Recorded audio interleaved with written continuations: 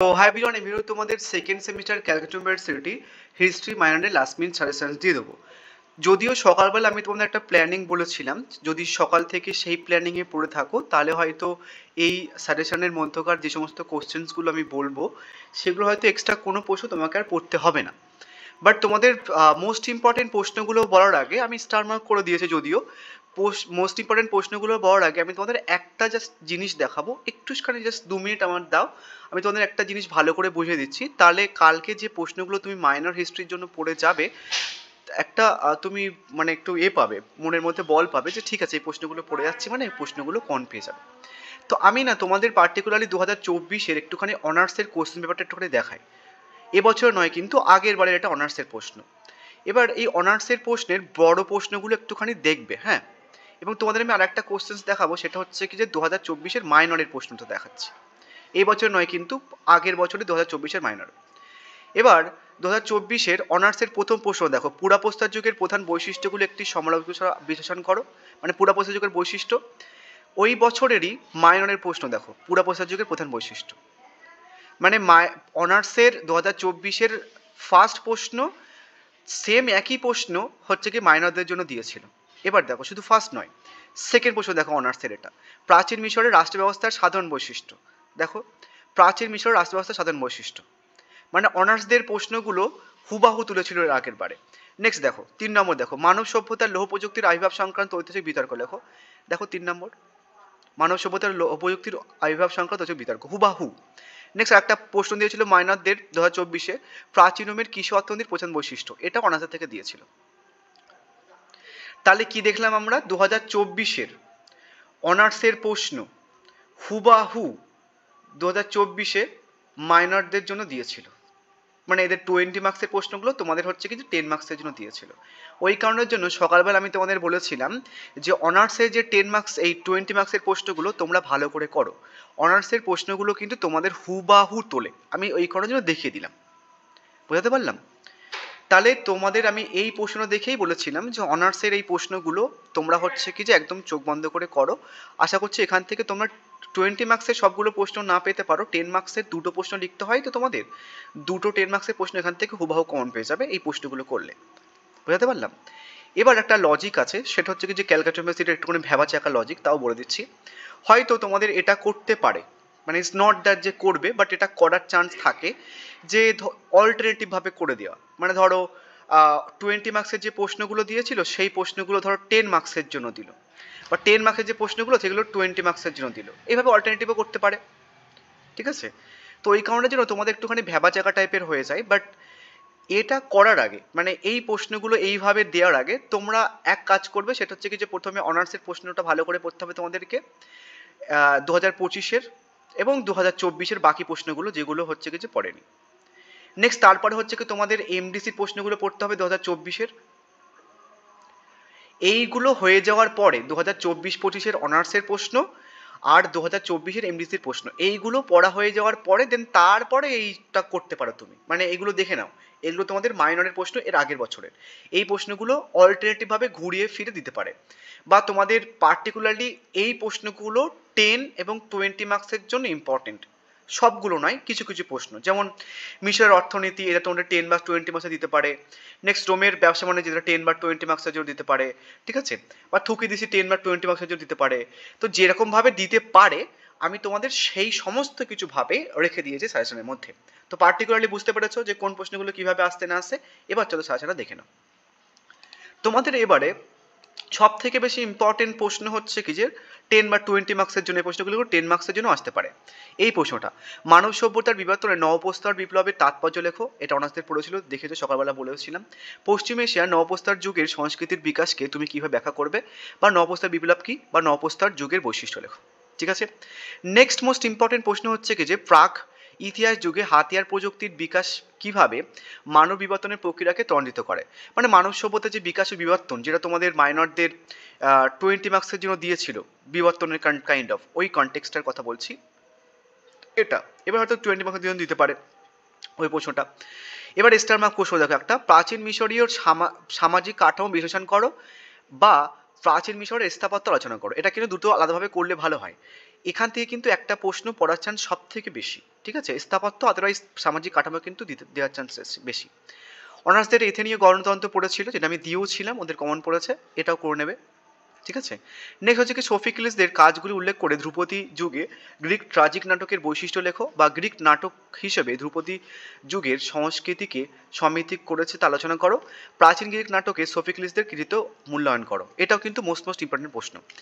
3 star মারা যে প্রশ্নগুলো আছে ওগুলো সবার আগে করার পরে দেন বাদ বাকি প্রশ্নগুলো একটু করে দেখে যাবে, বাট এইগুলো ভালো করে করবে স্টার মার্ক করা প্রশ্নগুলো, ঠিক আছে।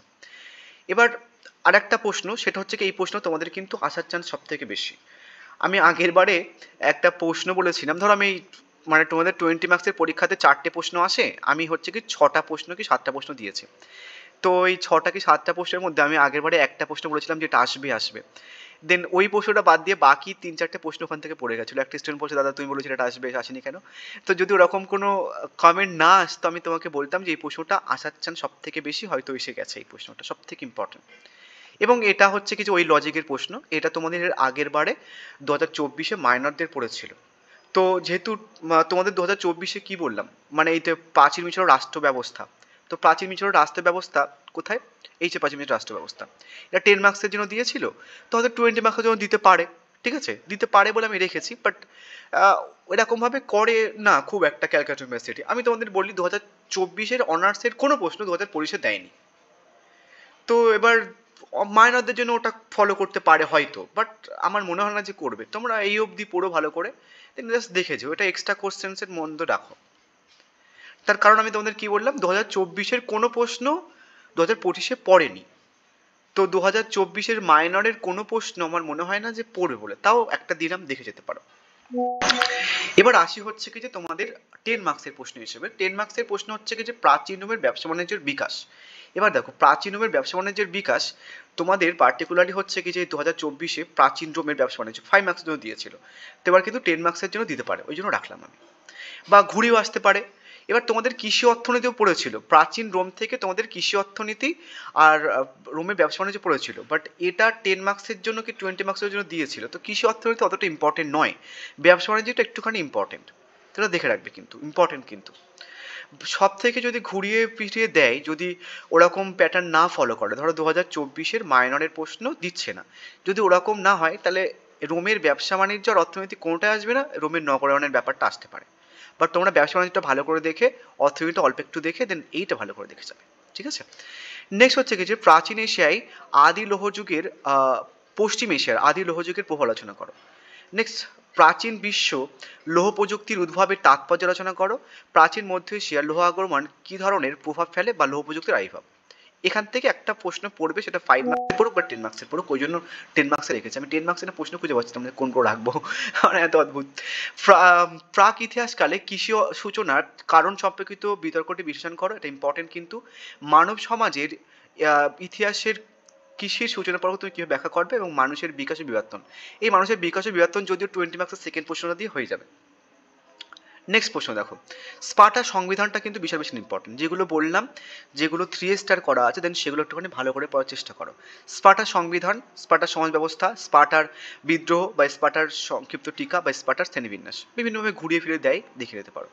নেক্সট মোস্ট ইম্পর্টেন্ট প্রশ্ন হচ্ছে কি যে প্রাচীন মিশরের অর্থনীতির উপর টিকা লেখো, ঠিক আছে। নেক্সট হচ্ছে কি তোমার প্রাচীন গ্রিসের ট্রাজিক নাটকের ধারা বা গ্রিক কমেডি নাটক, ঠিক আছে। এই নর্মালি দেখে যাবে, এখান থেকে কিন্তু একটা 5 মার্কসের পড়ার চান্স আছে, 10 মার্কসের না দিলেও 5 মার্কসের কিন্তু পড়বে। এইটা হচ্ছে কি 10 মার্কসের পড়ার চান্স আছে, এটা 5 মার্কসের আছে, দেখে যাবে কিন্তু। এবার দুটো এক্সট্রা প্রশ্ন আমি রেখেছি, এই দুটো এক্সট্রা প্রশ্ন আমার রাখার ইচ্ছা ছিল না, তোরা যদি মাইনরের মানে 2024-এর মাইনরের প্রশ্ন ফলো করে তাহলে এটা কাজে লাগতে পারে। এই যে মানে রোমের দাস ব্যবস্থা আর থুকিদিসি, এই রোমের দাস ব্যবস্থা থুকিদিসিটা না পড়েছিল, তো যদি একটুখানি করে মানে ওরা 2024-এর মাইনরের প্রশ্ন ফলো করে তাহলে এই দুটো প্রশ্ন পড়বে, আদারওয়াইজ পড়বে না। তোমরা বাকি প্রশ্নগুলো ভালো করে করবে, দেন তারপরে দুটো প্রশ্ন দেখে যেতে পারো, আদারওয়াইজ বাদ দাও। এবার 5 মার্কসের জন্য আসো। 5 মার্কসের জন্য প্রাচীন রোমের রাষ্ট্রের প্রকৃতি এবং শ্রনের সংস্কৃতি, এই দুটোই কিন্তু ইম্পর্টেন্ট, একটা দুটো প্রশ্ন, দুটো কিন্তু ইম্পর্টেন্ট। এবার হেরোডোটাসটা দেখে রাখবে, এবার সোফিস্টদের দর্শনও দেখে রাখবে। নেক্সট মানব সভ্যতার বিবর্তনে শিকারী খাদ্য সংগ্রাহকদের টিকা এবং পশুপালক জয়বার প্রবৃত্তি, এটা কিন্তু ইম্পর্টেন্ট। প্রাচীন রোমের ধর্মবিশ্বাসও কিন্তু ইম্পর্টেন্ট।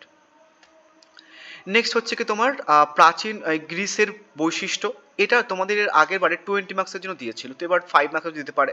যদি পলিসের বৈশিষ্ট্য না দেয় তাহলে পলিসের পতন দিতে পারে, ঠিক আছে? যদি এটা না দেয় এটা দিতে পারে, দিলাম ওই কারণের জন্য। প্রাচীন রোমের রাষ্ট্রের প্রকৃতি এবং প্রাচীন রোমের ধর্ম, এটাও কিন্তু দেখে রাখবে, এটাও কিন্তু ইম্পর্টেন্ট একটা প্রশ্ন। নেক্সট, নিম্ন পূর্বাবস্থার যুগ, উচ্চ পূর্বাবস্থার যুগ এবং মধ্যযুগের সংস্কৃতি। তোমাদের এর আগের বারে অনার্সদের দিয়েছিল মধ্যযুগ, মধ্যপ্রস্তরীয় যুগ, আর তোমাদের দিয়েছিল মধ্যপ্রস্তরীয় সংস্কৃতি। তো ঘুরে দিতে পারে এবার হয়তো মধ্যপ্রস্তর যুগ দিতে পারে।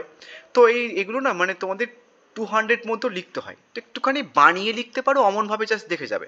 5 মার্কসের জন্য একটুখানি বেশি পড়তে হয়, তো তুমি সবগুলো করে গেলে মানে এর বাইরে আর কোনো প্রশ্ন পড়বে না। এবার ধরো সবগুলো করা পসিবল হচ্ছে না, তাহলে এটা খুব ভালো করে করবে, এটা খুব ভালো করে করবে, এটা ভালো করে করার পরে তারপরে হচ্ছে কি এটা খুব ভালো করে করবে, এটাও খুব ভালো করে করবে। দেন তারপরে হচ্ছে কি তুমি এই সফিসদের দর্শন একটুখানি ভালো করে দেখে যাবে, দেন বাদ বাকিগুলো তারপরে একটুখানি দেখে যাবে। এবার ইংলিশ ভার্সনটা দেখে নাও। এবার আমি দুটো এক্সট্রা প্রশ্ন রেখেছি, যেমন সক্রেটিসের দার্শনিক অবদান, পুরাপ্রস্তর যুগের বৈশিষ্ট্য। এই পুরাপ্রস্তর যুগের বৈশিষ্ট্য তোমাদের 10 মার্কসের জন্য পড়েছিল, যদি পড়ে তাহলে 20 মার্কসের জন্য পড়তে পারো, আদারওয়াইজ নাও পড়তে পারে। এবার ডিপেন্ড করছে হচ্ছে কি তোমাদের 2024-এর মাইনরের প্রশ্নটা 2025 দেবে কিনা, অনার্সদের তো দেয়নি, তাই না? তোমাদের দিলে তাহলে এই পুরাপ্রস্তর যুগ বা মাইনরের যে প্রশ্নগুলো তুমি দেখতে পাচ্ছ এই প্রশ্নগুলো দিতে পারে। তো যেগুলো দেওয়ার চান্স আছে আমি সেগুলো এখানটায় রেখে দিয়েছি, তোমাদের চিন্তা করতে হবে না। যেগুলো দেওয়ার চান্স আছে মাইনর 2024-এর প্রশ্ন 25-এ, সেগুলো আমি রেখে দিয়েছি। তোমরা আপাতত এই সাজেশনের ভিডিওর মধ্যে যে কটা প্রশ্ন আছে সে কটা কমপ্লিট করার চেষ্টা করো, যতটা পসিবল স্টার মার্ক করা প্রশ্নগুলো আগে পড়বে, দেন তারপরে বাদ বাকি প্রশ্নগুলো পড়বে। যতটা পসিবল করার চেষ্টা করো স্টার মার্ক করা প্রশ্নগুলো আগে পড়বে, দেন তারপরে।